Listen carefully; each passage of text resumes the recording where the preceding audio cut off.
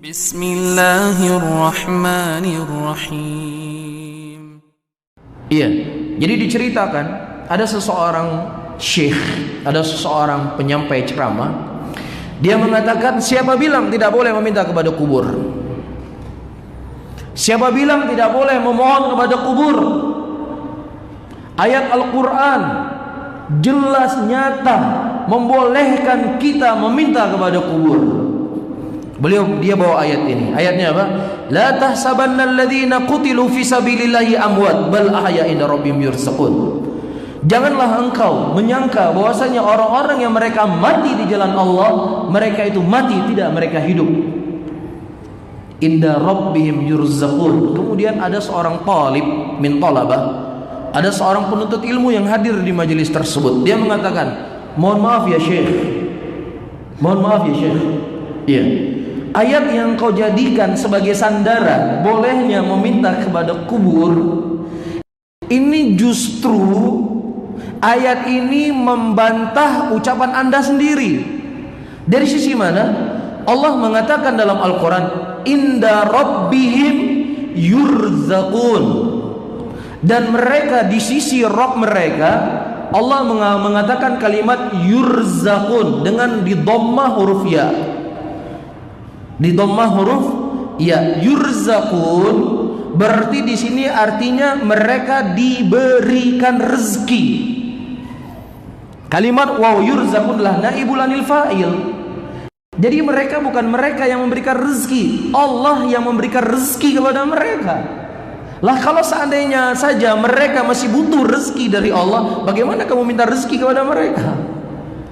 Boleh Anda jadikan ayat ini sebagai dalil kalau Allah mengatakan inda rabbihim yarzuqun, mereka hidup di sisi Rabb mereka dan mereka yarzuqun, mereka memberikan rezeki. Tapi Allah tidak mengatakan yarzuqun, memberikan rezeki. Allah mengatakan yurzaqun, mereka diberikan rezeki.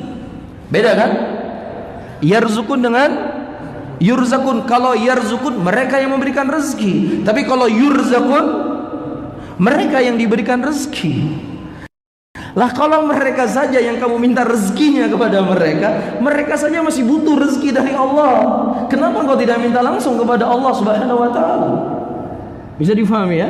Sehingga sungguh benar apa yang disebutkan oleh Syekhul Islam Ibnu Taimiyah rahimahullah, tidaklah seseorang mendatangkan sebuah ayat di dalam Al-Qur'an atau sebuah hadis Rasulullah sallallahu alaihi wasallam untuk membenarkan kebatilannya kecuali ada jawaban dari ayat itu sendiri. Dari ayat yang mereka gunakan, itulah ayat dia jadikan sebagai bantahan. Bisa difahami di sini? Ayyuhal ikhwan rahimani wa rahimakumullah. Ini satu. Dari sisi ayat tidak ada satupun yang menunjukkan demikian. Dan juga di sisi praktek, ketika terjadi musim kemarau yang sangat panjang di zamannya Umar bin Khattab radhiyallahu taala anhu. Iya. Kemudian Umar bin Khattab berkata kepada Abbas, ya Abbas, dulu ketika Rasulullah sallallahu alaihi wasallam masih hidup, ya, kita mendatangi Nabi dan meminta kepada Rasul agar Rasulullah berdoa kepada Allah agar Allah menurunkan hujan kepada kita. Ini kata Umar. Adapun hari ini wahai Abbas, Rasulullah sallallahu alaihi wasallam telah meninggal. Maka bangunlah engkau, berdoalah engkau dan mintalah kepada Allah agar Allah menurunkan hujan kepada kita. Di situ ada makam Nabi dekat Umar. Umar nggak berkata, wahai Abbas, dulunya Rasulullah itu masih hidup, kita datangi kepada Nabi dan minta kepada beliau agar Allah menurunkan hujan kepada kita. Maka Rasulullah juga masih hidup dalam kuburnya. Ayo datang ke kuburan Rasulullah. Nggak ada Umar berkata demikian.